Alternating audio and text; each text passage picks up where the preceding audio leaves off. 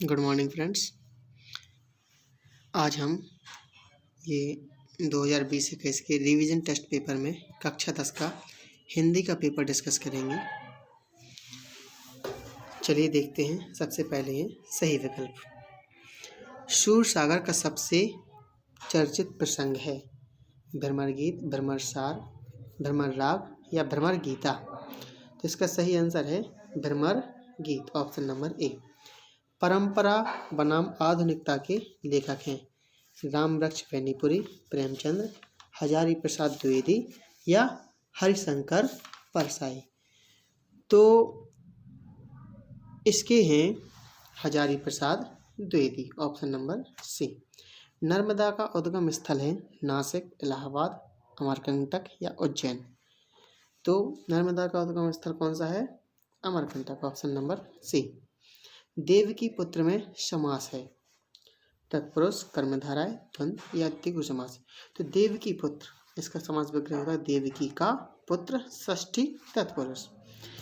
अब अद्भुत रस का स्थायी भाव होता है रति या श्रृंगार रस का स्थायी भाव है, विस्मय ये अद्भुत रस का है, उत्साह वीर रस का, निर्वीत शांत रस का। तो ऑप्शन नंबर बी। चलिए आगे देखिए। रिक्त स्थानों की पूर्ति कीजिए। चतुर चितेरे क्रूर पंक्ति कवि किसके द्वारा लिखी गई है? तो चतुर चितेरे क्रूर ये लिखी गई है बिहारी जी के द्वारा। आधुनिकता खाली स्थान का विरोध करती है, ऑप्शन संप्रदाय और परंपरा। तो आधुनिकता किसका? परंपरा का विरोध करती है।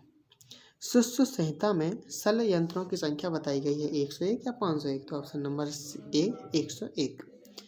अर्थ के आधार पर वाक्य कितने प्रकार के होते हैं? यह होते हैं 8 प्रकार के, और 3 होते हैं रचना के आधार पर वाक्य। जिसके प्रति स्थायी भाव उत्पन्न हो उसे क्या कहते हैं? उसे कहते हैं आलंबन। और उद्दीपन, तो भावों को उद्दीप्त करने वाले पदार्थों को कहते हैं उद्दीपन। हमने इसी वीडियो पर रसों का पूरा एक लेक्चर डाला हुआ है MSP ग्रुप पर, यदि आप लोगों ने नहीं देखा हो तो वह देख सकते हैं। चलिए अब देखते हैं प्रश्न क्रमांक 3। साधु से क्या नहीं पूछना चाहिए? तो हमें साधु से उसकी जाति नहीं पूछना चाहिए। क्या नहीं पूछना चाहिए? साधु से उसकी जाति नहीं पूछना चाहिए। पंजाब केसरी के नाम से कौन प्रसिद्ध हैं? तो देखो, पहले का तो है जाति नहीं पूछना चाहिए, आप उसमें लगा देना, पूरा वाक्य बना लेना। पंजाब केसरी के नाम से कौन प्रसिद्ध हैं? तो पंजाब केसरी के नाम से लाला लाजपत राय प्रसिद्ध हैं। कौन है? लाला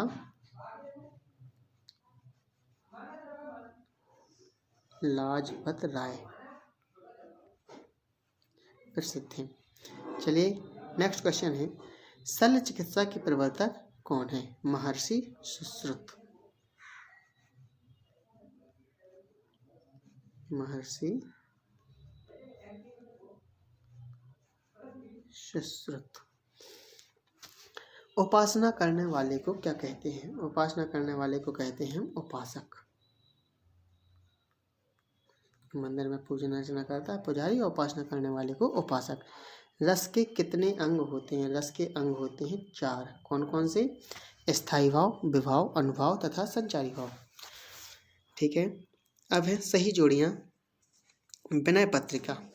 विनय पत्रिका क्या है? तुलसीदास जी की एक रचना है। गेहूं और गुलाब एक निबंध है जो रामवृक्ष बेनीपुरी द्वारा लिखे थे। लोक संस्कृति की स्मृति रेखा, यह क्या है? एक यात्रा वृत्तांत है। इसमें लोग नर्मदा तक पहुंचने के लिए यात्रा वृत्तांत मतलब वर्णन किया गया है। और यात्रा वृत्तांत क्या? जिसमें यात्रा का वर्णन किया जाए। करुण रस, इसका स्थायी भाव होता है शोक। और वक्रोक्ति, यह एक अलंकार है, ऑप्शन नंबर सी गा। ठीक है। चलिए आगे क्वेश्चन देखते हैं। प्रश्न क्रमांक 5। सूरदास ने निर्गुण की अपेक्षा सुगुण को श्रेयस्कर क्यों माना है? बहुत ही आसान सा क्वेश्चन है। बालक राम की कौन सी क्रियाएं को देख करके माताएं प्रसन्न होती हैं? इन दोनों आसान से हैं। यदि आप लोगों ने हिंदी पढ़ी हुई है तो यह क्वेश्चन आप पर बनते होंगे। चलिए और आगे के क्वेश्चन देख लेते हैं इसी प्रकार से। यदि आपको नहीं बनते हुए क्वेश्चन तो आप करना, तो हम ये आपको पूरे के पूरे उपलब्ध करा देंगे आंसर। गद्य की प्रमुख विधाएं कौन सी होती हैं? तो गद्य की प्रमुख विधाओं जैसे नाटक हुई, एकांकी, कहानी, उपन्यास आदि आदि गद्य की विधाएं। यात्रा वृत्तांत। माई की बगिया का वर्णन अपने शब्दों में कीजिए। ये अपना जो ये नर्मदा वाले पाठ से है। सरस्वती संहिता का संक्षिप्त परिचय। चलिए, निम्नलिखित वाक्यों को निर्देशानुसार परिभाषित कीजिए। मोहन राजगढ़ में रहता है। निषेधवाचक मतलब नकारात्मक वाक्य बनाना है, तो इसका होगा मोहन राजगढ़ में नहीं रहता है। क्या है? मोहन राजगढ़ में, हाँ, मोहन राजगढ़ में रहता है। इसका निषेधवाचक वाक्य होगा मोहन राजगढ़ में नहीं रहता है। दूसरा है इतर राजगढ़ में, यहाँ पर लगा देंगे हम बीच में नहीं। फिर है मीरा सुंदर है। इसका विस्मयादि बोधक बनाना है, मतलब अचरज वाला, तो इसमें लगा देंगे आहो या अरे। अरे मीरा सुंदर है, अरे, और लास्ट में जो विस्मयादि चिन्ह, अरे मीरा सुंदर है, तो ये विस्मयादि बोधक चिन्ह हो जाएगा। इसी प्रकार से द्वंद्व समास का उदाहरण सहित परिभाषा लिखिए। तो जिन पद में दोनों पद प्रधान होते हैं, जिस समास में दोनों पद प्रधान होते हैं और इसमें विभक्ति और का लोप हो जाता है, द्वंद्व समास कहते हैं। जैसे माता और पिता, भाई बहन, लोटा डोरी, आकाश पाताल आदि। रस की परिभाषा उसके प्रकार, रस पर हमने एक पूरी वीडियो बना दी है, चलिए फिर भी देख लेते हैं। जब सहृदय के हृदय में स्थित, वो तो अलग, हाँ, स्थित स्थायी भाव का संयोग जब विभाव अनुभाव तथा संचारी भाव से होता है, वहाँ रस की निष्पत्ति होती है। या फिर यह भी बोल सकते हैं कि जब किसी काव्य को पढ़ने से, सुनने से या नाटक को देखने से पाठक, श्रोता या दर्शक के हृदय में जो अनुभूतियाँ होती हैं उन्हें रस कहा जाता है। भारतीय चिकित्सा विज्ञान का स्वर्ण युग कहा जाता है क्यों? ये आपका वो है चिकित्सा विज्ञान से। समास विग्रह, भरसक, भरसक मतलब होगा ये, भरसक में अव्ययीभाव समास। समास विग्रह कर मतलब भरसक प्रयास होता है, तो भरपूर कह सकते हैं। बाल लीला, बालक की लीला, तत्पुरुष समास। चिंता मुक्त, चिंता से मुक्त, यह भी तत्पुरुष समास होगा।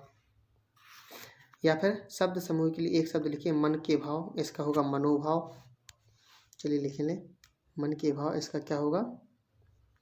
मनोभाव। निरंतर चलने वाला, इसका हो जाएगा गतिशील।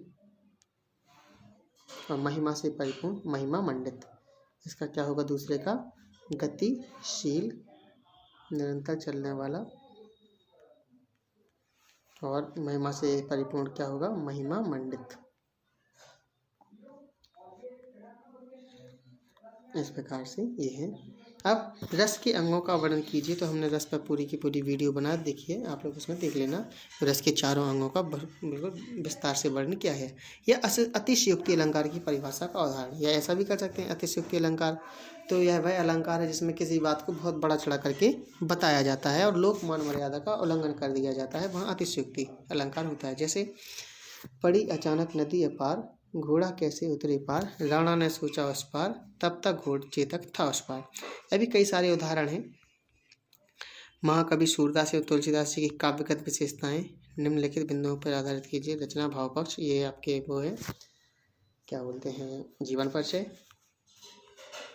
साहित्य में स्थान, ये प्रस्तुत लिखन बैठ जा की जगह महिमा करे गुरूर, ये आप लोगों ने देखे होंगे। यदि आप लोगों को चाहिए होंगे तो हम आपको वीडियो सेंड पूरी बना देंगे, तो आप लोग पहले कमेंट में बताना जरूर। ये आपका वो है